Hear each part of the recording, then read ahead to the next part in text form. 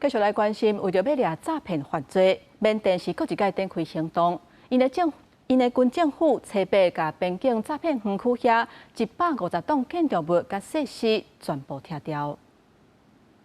受到政府吞台缅甸边境地区政府管辖正定，所以真侪诈骗集团的集中地。一寡骗子用感情甲商业诈骗，伫网络顶锁定迄寡无界心的用户，每年诈骗金额几落百亿美金。真侪诈骗集团的人只好犯罪集团未来者，也过有一寡是家己自愿来。这寡园区内面一般拢有设备正豪华。和犯罪主嫌犯加诈骗趁加800的员工使用。顶个月，缅甸军方宣布，因突击名声正歹的诈骗中心 KK 园区，查到2000外诈骗犯，也过有1500人走去泰国。根据国营媒体缅甸环球新光报报道，则有148栋建筑物，内面有宿舍，也有一栋4层楼的病院，加一栋2层楼的卡拉 OK 娱乐设施。即马已经甲101栋的建筑物拆掉，剩下47栋正伫咧拆。国际媒体无法度随查证即款内容，不过自从缅甸军方开始突击卡单，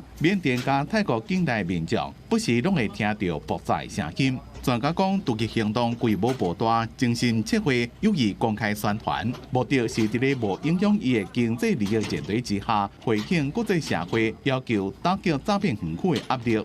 中国是缅甸军政府的主要支持者，不过北京针对缅甸愈来愈严重，就中国的公民进行诈骗活动愈来愈不满。公司新闻黄文玲编写。